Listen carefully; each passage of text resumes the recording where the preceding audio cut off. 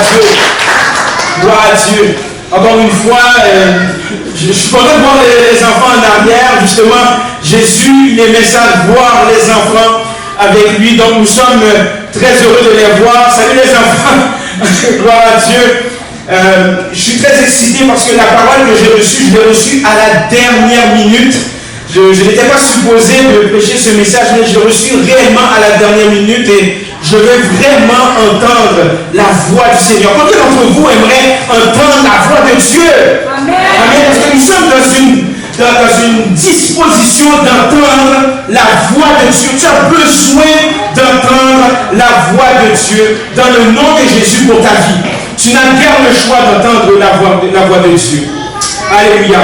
Donc, sans plus tarder, je vous exhorte à tourner avec moi dans Exode. Exode chapitre 13, les versets 17 et 18. En fait, mon message va se reposer sur deux passages. Dites deux passages.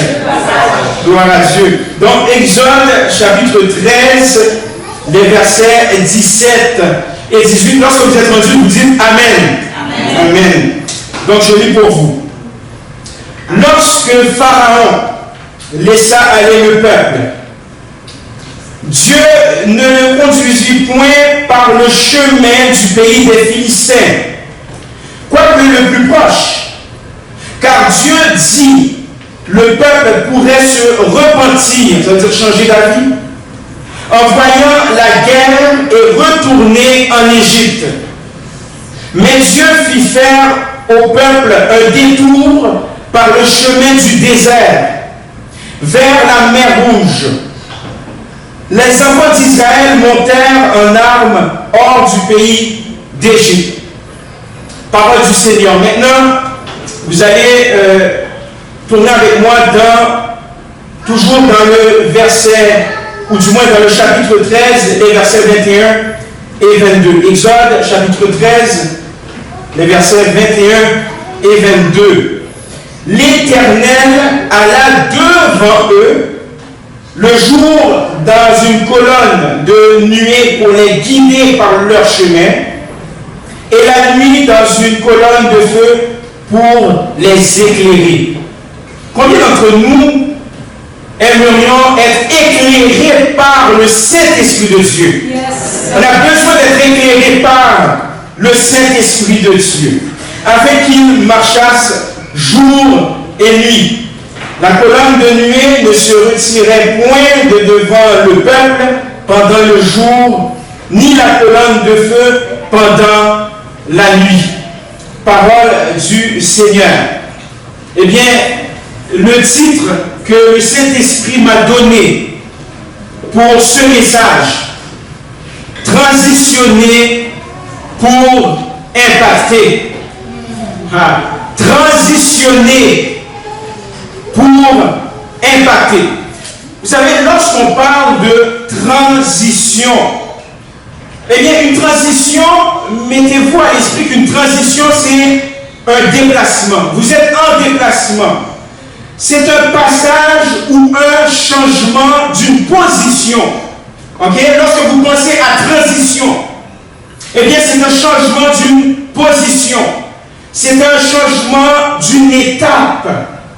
C'est un changement d'un état. C'est un changement d'un sujet. Transition. C'est un changement d'une conception à une autre. Nous sommes en transition. Parmi vous, vous êtes en transition. L'Église, la mission est en transition. Et ceux qui nous écoutent par le biais de l'Internet, vous êtes également en transition. Et une transition, mes chers amis, signifie traverser. Une transition signifie de se référer à un processus. Mais ce n'est pas le résultat final. Je répète, une transition signifie de se référer à un processus, mais ce n'est pas le résultat final. Une transition n'est pas toujours instantanée, mais c'est souvent une série de phases engagées. Les transitions de la vie Église peuvent être extraordinaires. Certaines transitions que nous vivons, que ce soit collectivement, que ce soit sur le plan personnel, eh bien, une transition peut être extraordinaire, heureuse, mais à la fois douloureuse. Certaines transitions dans la vie sont douloureuses. Mais lorsque tu es sensible au Saint-Esprit de Dieu, lorsque tu es sensible à l'Esprit du Dieu de gloire, celui qui a créé toutes choses, toutes transitions sont cohérentes. Est-ce que vous êtes là, peuple de Dieu? Lorsque tu es sensible à l'Esprit de Dieu, toutes transitions sont cohérentes, aussi heureuses ou douloureuses sont-elles. Et notre texte d'aujourd'hui, c'est le début, traite du début d'une transition du peuple d'Israël qui alla marquer le cours de sa vie, qui alla marquer le cours de la nation, de l'histoire de ce peuple, le peuple de Dieu. Et notre texte marque le début de la sortie d'Égypte. Et la sortie d'Égypte, qu'on appelle Exode, est l'histoire. C'est l'histoire de la libération du peuple de Dieu. C'est l'histoire de la libération du peuple d'Israël de l'esclavage en Égypte au XIIIe siècle avant Jésus-Christ. Et ça s'est fait sous la direction d'un leader choisi par Dieu, à savoir Moïse. Moïse qui n'était pas un leader parfait, qui n'était pas un super leader, mais il était un leader efficace parce qu'il a été choisi par Dieu. Et la première moitié du livre de l'Exode raconte l'histoire de la servitude égyptienne, de la sortie d'Égypte et le voyage vers le mont Sinaï, toujours sous la direction du leader choisi par Dieu, à savoir Moïse. C'est dire que pendant cette transition, eh bien, les fléaux étaient finis et le pharaon a succombé. Et il avait accepté de faire partir ou de laisser partir le peuple choisi, le peuple loin, le peuple de Dieu. Et le pays promis par Dieu, Canaan, était à quelques kilomètres de là. C'est à quelques kilomètres. Mais ce voyage devrait être court normalement, prendre quelques jours, mais selon le plan de Dieu, dites le plan de Dieu. Mais selon le plan de Dieu, ce voyage s'avérait long et difficile pour le peuple de Dieu. Donc, transitionner implique la volonté de Dieu. Lorsque tu appartiens à Jésus-Christ, lorsque tu as été baptisé du Saint-Esprit de Dieu, lorsque tu aimes Dieu de tout ton cœur, de toutes tes forces, dis-toi que si tu es en transition de ta vie, dis-toi que Dieu est impliqué dans cette transition. Amen. Dieu est impliqué dans la transition de ta vie. Dieu est impliqué dans la transition de ta vie. Posez vos yeux au verset 14. Lorsque Pharaon laissa aller le peuple, Dieu ne le conduisit point par le chemin du pays des Philistins, quoique le plus proche. Eh bien, juste pour vous mettre en contexte, Israël s'est trouvé en Égypte selon la volonté de Dieu. Ce n'était pas par leur propre force, leur propre volonté. C'était selon la volonté de Dieu. Et au départ, ce peuple n'était pas dans la servitude. C'est quelques centaines d'années plus tard, ils ont été dans la servitude parce qu'il y a eu un complot contre ce peuple. Néanmoins, après 430 ans de séjour d'Égypte, en Égypte, avec une grande partie de ce temps asservi, eh bien, il était le temps pour le peuple de Dieu de transitionner. Il était le temps pour le peuple de Dieu de partir. Et comme nous l'avons constaté, Dieu, mes chers amis, et c'est écrit dans le texte, Dieu aurait pu les montrer le chemin le plus court. Il pouvait le faire. Il pouvait le faire. Mais il ne l'a pas fait par mesure de précaution. Parce que si le peuple avait emprunté le chemin le plus court, laisse-moi te dire ceci, il y a une révélation pour ta vie. Par rapport à ce texte, il y a une révélation pour ta vie. Écoute bien, si le peuple de Dieu avait emprunté le chemin le plus court, ils auraient affronté les Philistins.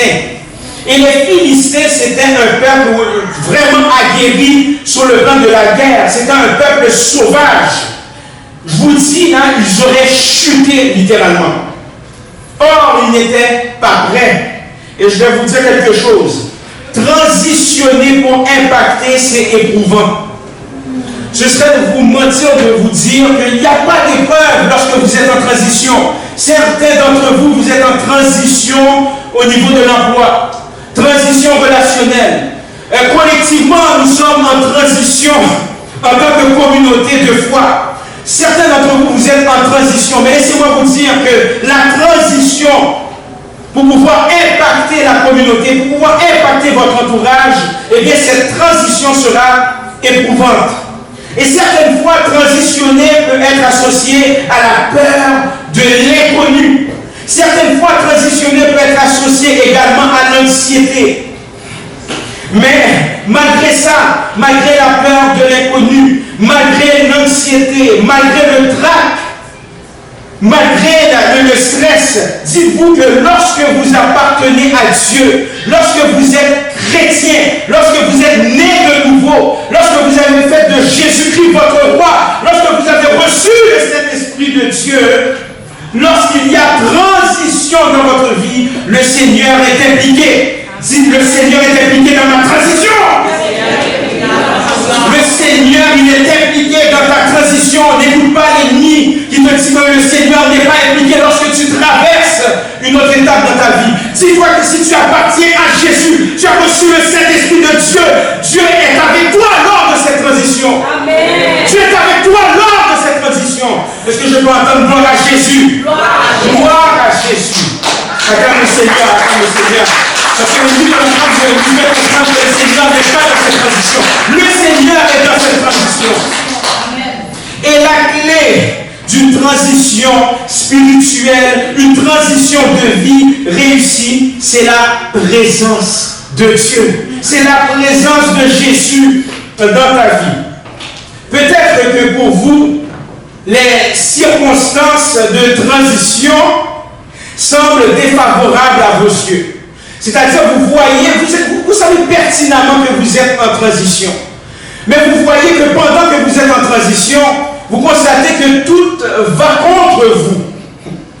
Mais sa présence et sa façon d'opérer sont toujours favorables. Amen. Ça semble défavorable. Tu regardes la situation, tu dis, je suis en transition au niveau de l'emploi, au niveau de, je ne sais pas, entrepreneurial, au niveau relationnel, au niveau de l'église, peu importe, mais ça semble être défavorable. Mais laissez-moi vous dire, et je vous rappelle que Dieu est impliqué dans cette transition, malgré les circonstances qui semblent vous défavoriser. Dieu a sa façon d'opérer, et sa façon d'opérer et sa présence dans votre vie sont toujours favorables. Or, sans cette présence, sans le savoir-faire de Jésus, vous allez vous diriger tout droit vers le mur. Et la situation la plus facile n'est pas toujours la meilleure. Ok? La situation, parce que c'était facile pour le peuple de Dieu d'emprunter le chemin le plus court. Mais ça allait être grave pour eux, ils allaient chuter, ils allaient se plaindre, n'est-ce pas, de retourner en Égypte. Et Dieu le savait pertinemment. Voilà pourquoi que Dieu a provoqué certaines circonstances défavorables pour le peuple, mais pour leur bien. Et des fois, ta transition peut être longue. Certaines fois, ta transition peut être pénible. Mais si tu ne te focalises pas sur la durée de ta transition, mais tu te focalises sur l'impact de la transition, laisse-moi te dire que tu auras la victoire pendant la transition. Amen. Ne regarde pas à la durée de ta transition, mais regarde avec tes yeux spirituels à l'impact de ta transition. Transitionner pour impacter. Dis à ton voisin, transitionner pour impacter. Transitionner pour impacter. Et je l'admets, la transition, ce n'est pas facile. Ce n'est pas toujours agréable, mais c'est toujours mieux lorsqu'on est en Jésus-Christ. De plus, il importe de saisir que transitionner implique la sagesse de Dieu. Amen. Transitionner implique la sagesse de Dieu. Posez vos yeux au verset 17b, c'est-à-dire la deuxième partie. Car Dieu dit, le peuple pourrait se repentir, c'est-à-dire changer d'avis, en voyant la guerre et retourner en Égypte. Cela signifie que, vous savez, Dieu personnifie la sagesse, il est lui-même la sagesse. C'est dire que malgré que Dieu personnifie la sagesse, eh bien dans sa sagesse, Dieu connaissait le cœur du peuple de Dieu. Il connaissait le cœur de tous et chacun. Et Dieu savait qu'il serait tenté de retourner en Égypte, de faire pression à leur leader pour dire non, non, non, tu nous amènes à un guet-apens. Il y a lieu de retourner là où nous étions. On mangeait bien là où nous étions. On était bien, on avait nos maisons. On ne se faisait pas attaquer. Peut-être on se faisait fouetter ou maltraiter, mais pas comme les Philistins. Dieu connaissait leur cœur. Dieu connaissait leurs doutes. Il connaissait leurs craintes.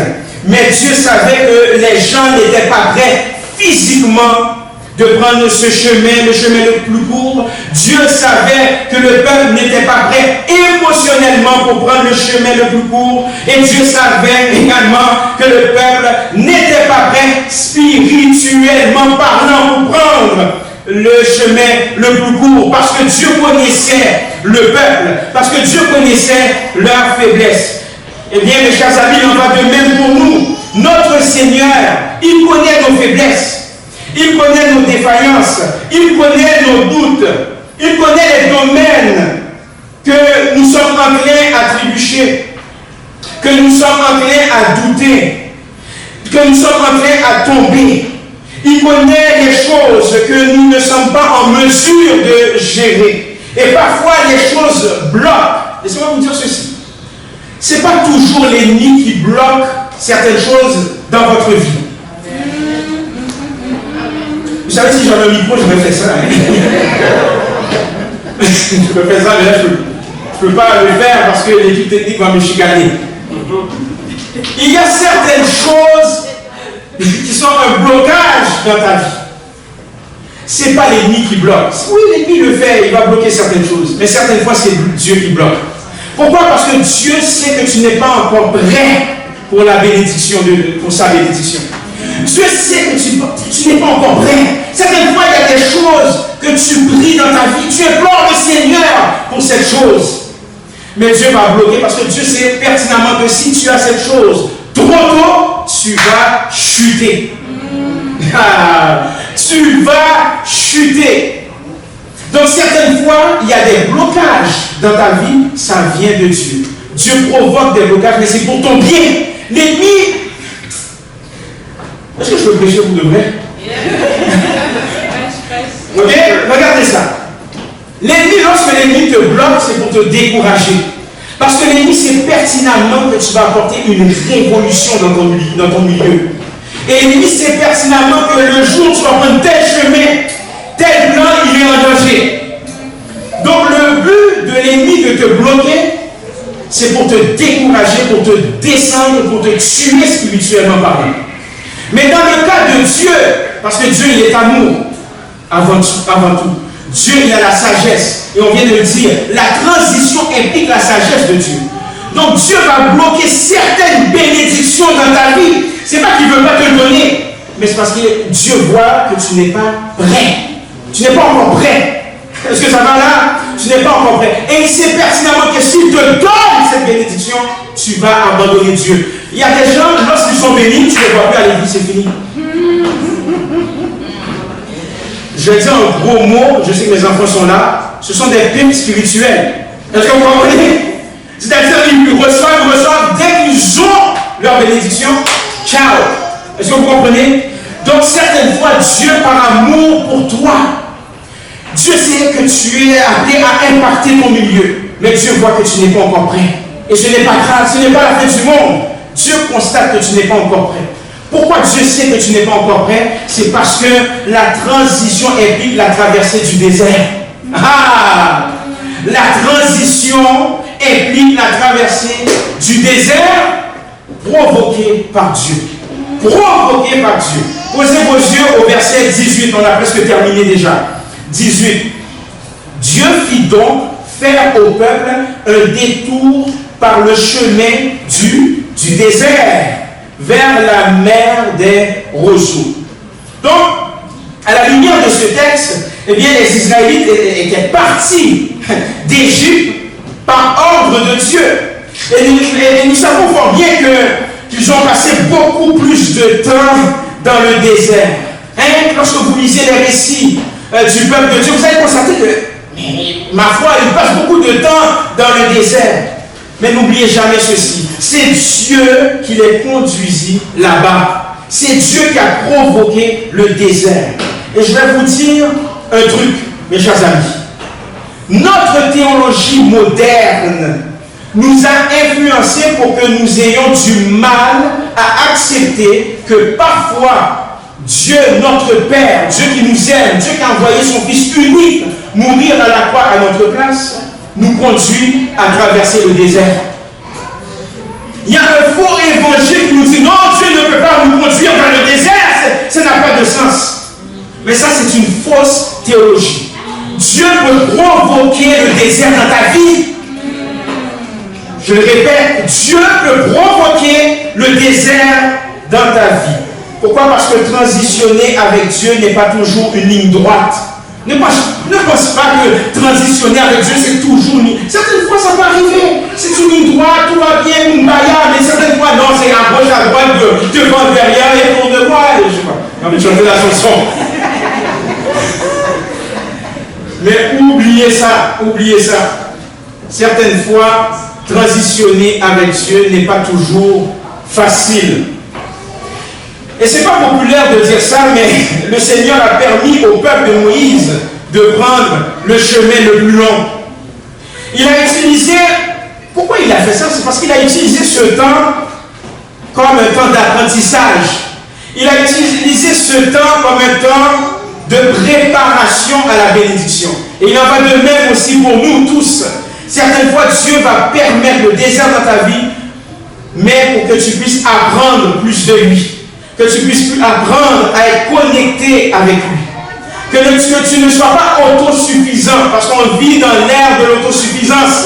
Mais certaines fois, Dieu va provoquer le désert dans ta vie, afin que tu puisses constater que tu n'es pas autosuffisant comme la société veut prétendre, et également pour que tu puisses te préparer. Vois le désert comme une préparation. Dis préparation au nom de Jésus. L'ennemi de notre âme veut nous faire croire que le désert est une fatalité. Mais au nom de Jésus et en Jésus-Christ, c'est une réalité dans le nom de Jésus. Ce n'est pas une fatalité, c'est une réalité. C'est pour te préparer dans le nom de Jésus. C'est pour te préparer pour qu'est-ce qui s'en vient. Parce que lorsque tu es en transition, c'est parce que Dieu a un plan précis pour ta vie. Dieu a un plan précis pour ta vie et c'est pour te préparer pour qu'est-ce qui s'en vient. Mais encore faut-il que tu passes par le désert provoqué par Dieu. Et en conclusion, j'aimerais vous dire ceci. Ne vous découragez pas pendant que vous êtes en train de transitionner. Ne te décourage pas pendant que tu es en train de transitionner. Tu constates que c'est difficile. C'est dur, c'est long, tu ne vois pas encore la bénédiction dans ta vie. Pourtant, tu implores le Seigneur jour et nuit pour cette bénédiction.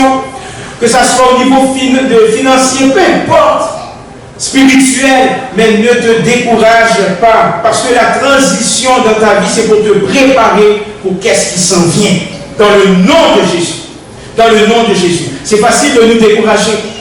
Rappelez-vous que Christ lui-même a été conduit par le Saint-Esprit, où ça? Dans le désert. Ce n'était pas l'ennemi qui l'avait amené, mais c'était l'Esprit de Dieu. Mais voyez-vous, pendant que vous êtes dans le désert, c'est là que l'ennemi se pointe. Et là que l'ennemi peut vous tenter, vous lancez des flèches, des mensonges dans votre esprit. Et c'est ce qui est arrivé pendant que Jésus était dans le désert, et bien l'ennemi a profité pour pouvoir le tenter. Et voilà pourquoi il importe d'être enraciné en lui pendant le désert. Lorsque tu vis le désert spirituel, lorsque tu vis le désert dans ta vie, que ce soit sur le plan de la santé, que ce soit sur le plan financier, que ce soit sur le plan spirituel, dis-toi que tu as besoin d'être enraciné, que tu sois consolidé en lui seul, parce que c'est seulement lui qui peut t'aider à traverser le désert, puisque c'est lui-même qui a provoqué le désert. Donc si c'est Dieu qui a provoqué le désert, eh bien Dieu a aussi une porte de sortie. Dites porte de sortie au nom de Jésus. Il y a une porte de sortie pour les enfants de Dieu. Il y a toujours une porte de sortie pour les enfants de Dieu. Jésus n'est pas resté dans le désert toute sa vie, il y a une porte de sortie. Et rappelez-vous qu'il était rempli du Saint-Esprit, Jésus-Christ, avant la traversée du désert. Mais lorsqu'il est sorti, il était revêtu du Saint-Esprit. Donc il en va de même pour vous. Vous êtes remplis du Saint-Esprit et pendant la marche du désert, l'ennemi essaie de vous décourager, l'ennemi vous met des mensonges dans votre esprit. Mais accrochez-vous à la parole de Dieu, accrochez-vous à Jésus-Christ et vous allez voir, vous allez maintenant être revêtus du Saint-Esprit de Dieu et vous allez être prêts au qu'est-ce qui s'en vient. Soyez encouragés dans le nom de Jésus, on vous aime. Amen.